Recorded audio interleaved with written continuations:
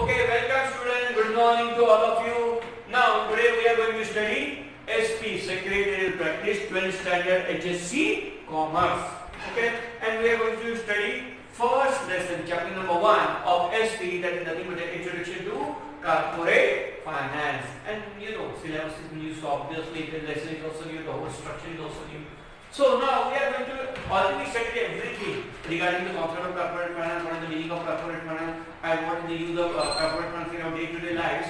But today we are going to study the importance of corporate finance. What? We are going to study 1.2.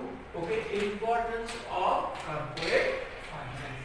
Now, what is the importance of corporate finance in day-to-day life for the company, for the corporation, for the industry? तो corporate finance का importance क्या है, महत्व क्या है, बराबर, हर एक इंसान के लिए, हर एक कंपनी के लिए. So in the functional management of business enterprise, importance is given to production finance, then marketing and personal activities.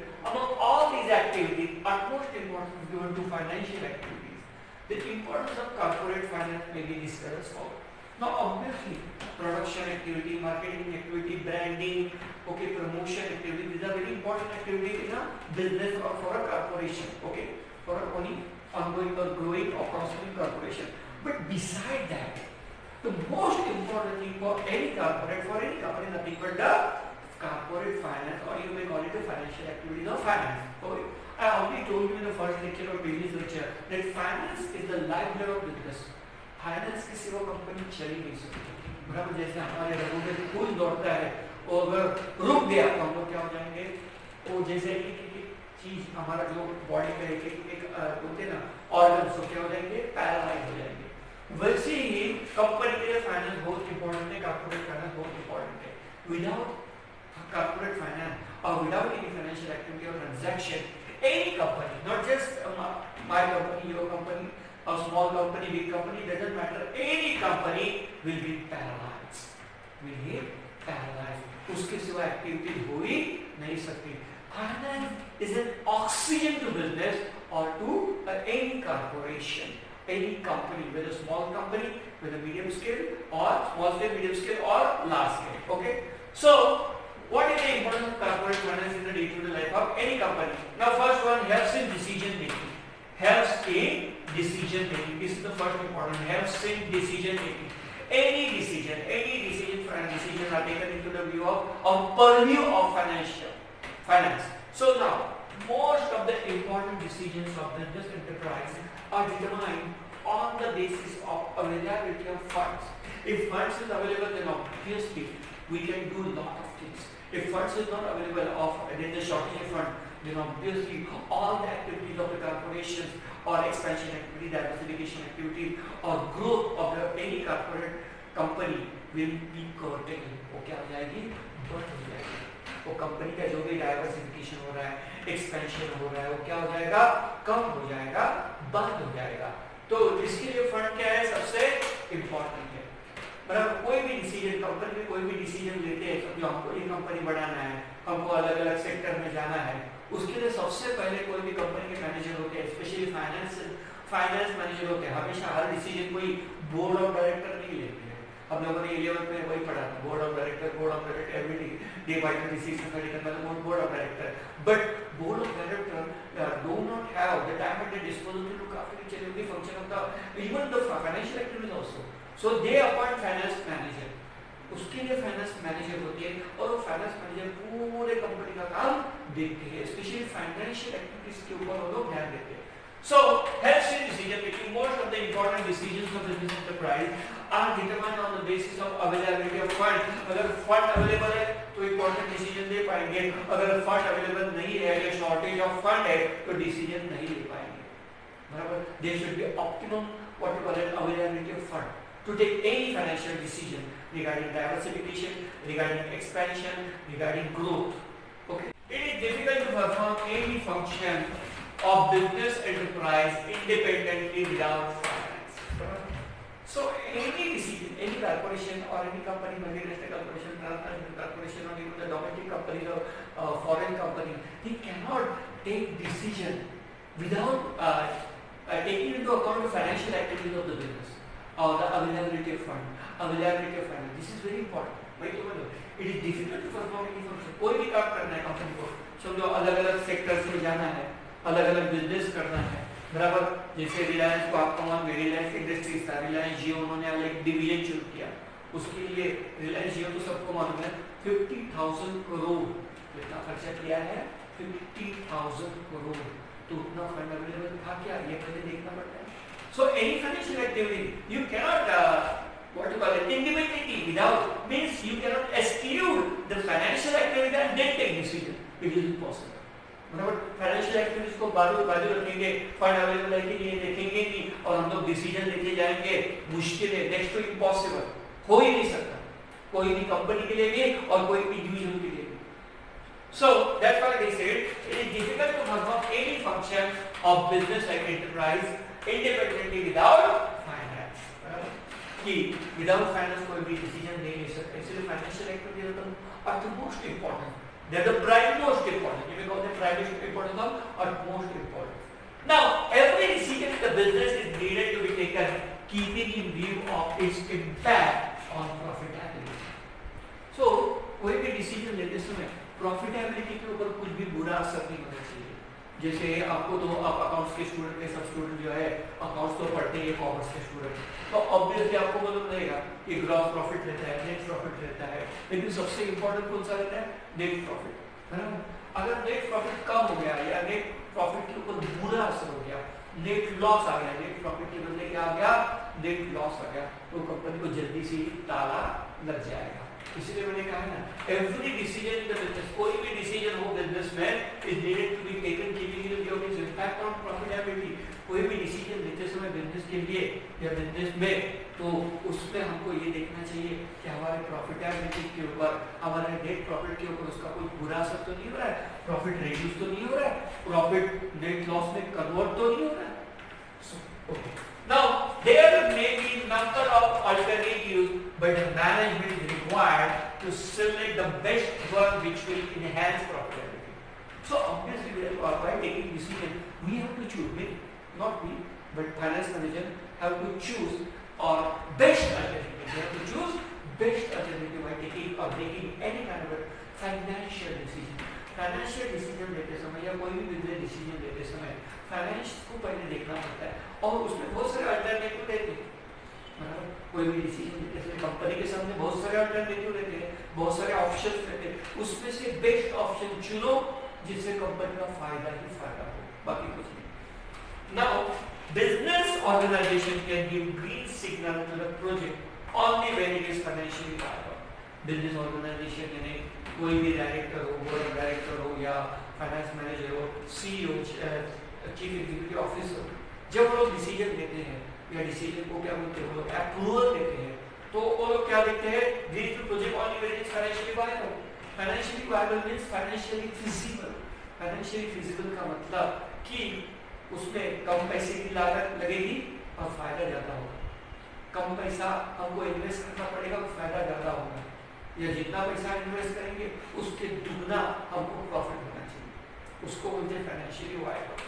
बराबर कि फाइनेंस कम इस्तेमाल करके you have to conserve the finance, जैसे बोलते हैं कंजर्व द वाटर, पानी बचा के रखो, वैसे पैसा भी बचाना पड़ता है हर एक बिजनेस को। So now does corporate finance play significant role in decision making process.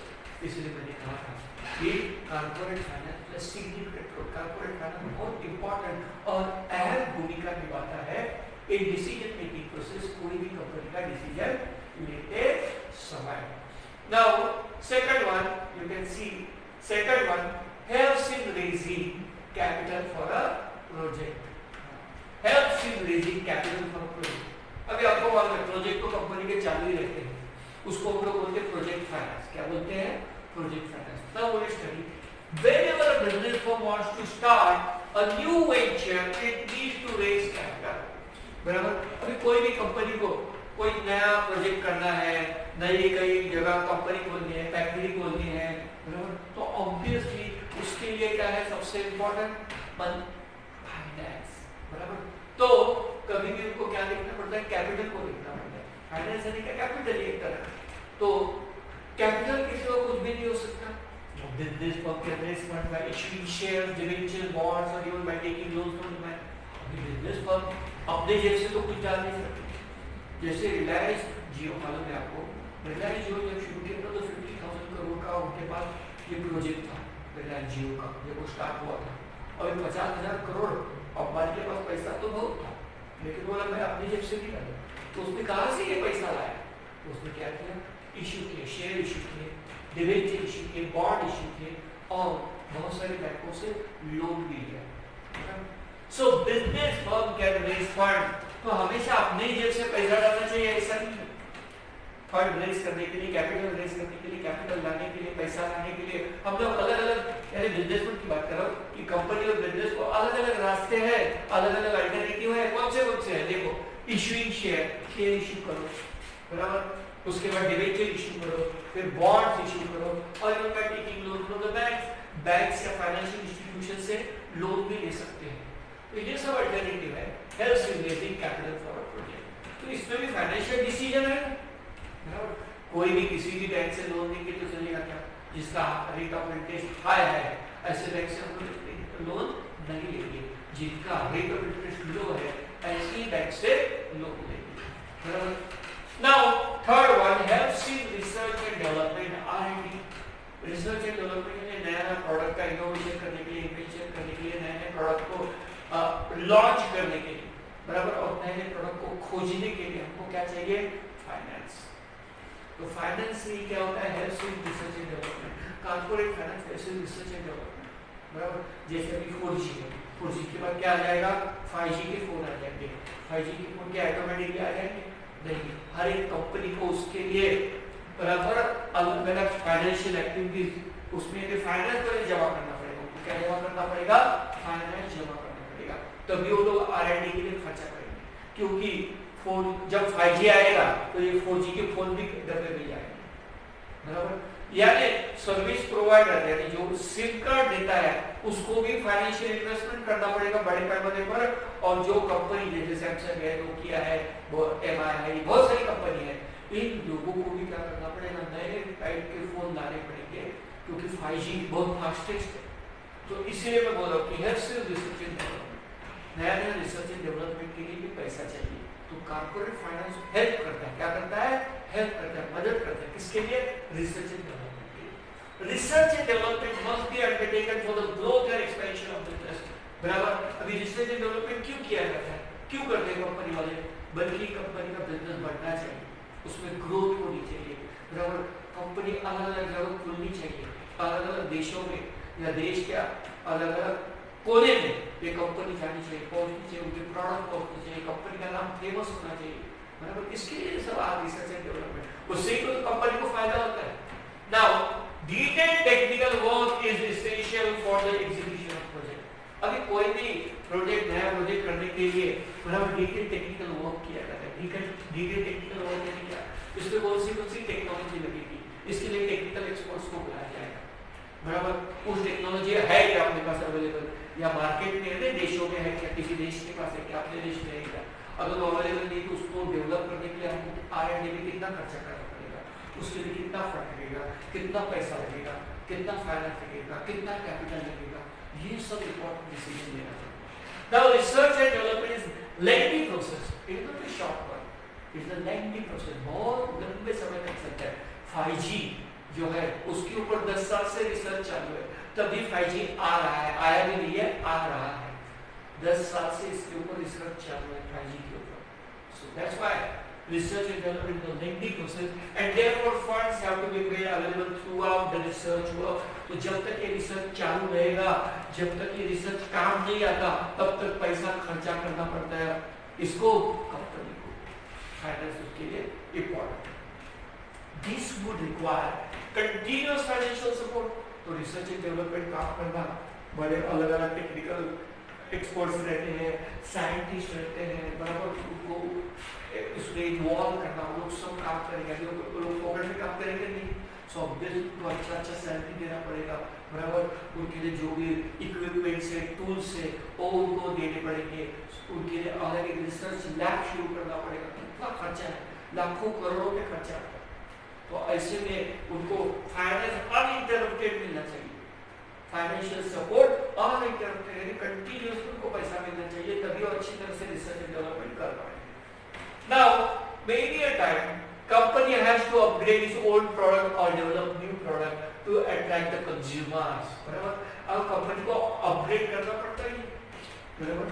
सो कैसे अपग्रेड करेंगे, जैसे अभी देखो 2G था, 2G के बाद क्या आ गया, 3G आ गया, 3G था, 3G के बाद क्या आ गया, 4G आ गया, अब 4G भी जाएगा, बराबर, शायद अगले साल तक या इस साल के एंड में 5G आ गया है, बराबर। तो ऑब्वियसली हर एक कंपनी को सोचना पड़ता है ना कि भाई वो कंपनी 5G ला रही है तो उसके पहले मैं क्यों ना लाऊं, तो ये ऐसे आ जाएगा क्या नहीं, उसके लिए रिसर्च एंड डेवलपमेंट करना पड़ता है, उसके लिए खर्चा करना पड़ता है, उसके लिए क्या करना पड़ता है, कोई भी प्रोडक्ट को अपग्रेड करना पड़ता है, बराबर।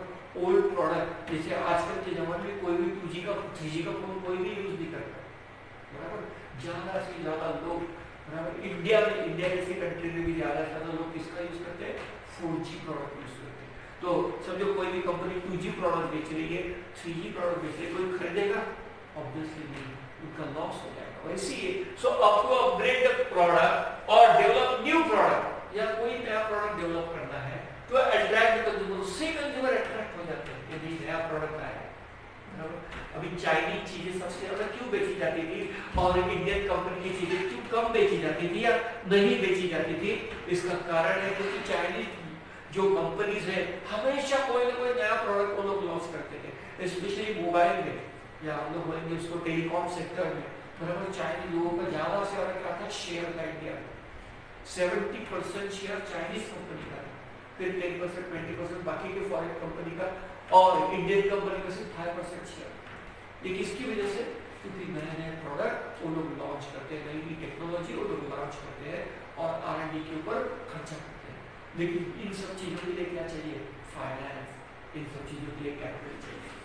So many a time company has to upgrade its old product or develop new product to attract customer. For this company has to conduct survey, उसके लिए सर्वे करते हैं, बराबर। मार्केट एनालिसिस, मार्केट का एनालिसिस करते हैं और कंपनी वाले, which again requires financial support. तो इस सब चीजों के लिए financial support is essential. It is vital to make market survey as well as to make market analysis. Now, fourth point क्या है, helps in smooth running of business firm. A smooth flow of corporate finance is needed so that salaries of employees are paid on time, loans are cleared on time, raw material is purchased whenever required, sales promotion of existing products is carried out smoothly, and new products can be launched effectively. Smooth flow of corporate finance. Corporate finance है, company का जो finance है, capital है, वो हमेशा available होना चाहिए, बराबर। 12 hours and 24/7, बराबर। कहीं भी फाइनेंशियल का प्रॉब्लम नहीं होना चाहिए, फाइनेंशियल फ्रंट से कोई भी प्रॉब्लम कंपनी को फेस नहीं होना चाहिए। देखो, a smooth flow of corporate finance is needed so that salaries of employees are paid on time. कोई भी एम्प्लॉय जो कंपनी के लिए काम करता है वो चाहता है कि मुझे 5 तारीख तक सैलरी मिलना ही चाहिए, लेकिन उसके लिए फिर क्या चाहिए, fund, finance, and that's why smooth flow of finance is very essential, very vital to make payment to the employees. Now, loans are clear on time. कोई भी लोन है उसका EMI, कंपनी तो लोन देती है, आपको मालूम है, फाइनेंशियल इंस्टीट्यूशन से, बैंक से लोन देती है, सो ऑब्वियसली उसका EMI जैसे आप लोग भरते हैं वैसे वो लोग भी भरना पड़ता है, तो वो EMI टाइम पे बैंक को जाना चाहिए, उसके लिए भी फाइनेंस चाहिए। उसके बाद रॉ मटेरियल परचेस करना है, उसके लिए भी फाइनेंस चाहिए, पैसा चाहिए, very required. Sales promotion of existing product, sales promotion है एडवर्टाइजिंग, ब्रांडिंग इसको बोलते हैं, बराबर। कोई भी प्रोडक्ट का एडवर्टाइजिंग करना है, ब्रांडिंग करना है, तो उसके लिए लाखों करोड़ों का खर्चा आता है। So it's carried out smoothly and new products can be launched effectively. समझो न्यू प्रोडक्ट लॉन्च करना है, तो कोई भी चीज हो, ओल्ड प्रोडक्ट को बेचना हो, न्यू प्रोडक्ट को लॉन्च करना हो, एडवर्टाइजिंग करना हो, एम्प्लॉयज का सैलरी देना हो, या क्या बोलते हैं उसको कि कोई भी रॉ मटेरियल परचेस करना हो, उसके लिए फाइनेंस सबसे जरूरी है। Finance is very vital, finance के सिवा काम नहीं हो सकता, इसके लिए स्मूथ फ्लो ऑफ फाइनेंस होनी चाहिए। यानी फाइनेंस जो है वो कंपनी में हमेशा होना चाहिए, बराबर। फाइनेंस के बिना कुछ नहीं हो सकता। जैसे ऑक्सीजन का लेवल तुम्हारा कम हो गया तो तुम क्या हो जाओगे, ऑब्वियसली मर जाओगे, अगर ये तुमको वेंटिलेटर पे रखना पड़ेगा। वैसे अगर कंपनी की फाइनेंशियल कंडीशन खराब हो गई तो कंपनी कभी ना कभी उसको ताला लग जाएगा, आज न कल उसको ताला लग जाएगा। इसलिए financial support is very important, smooth of finance is very important for each and every activity.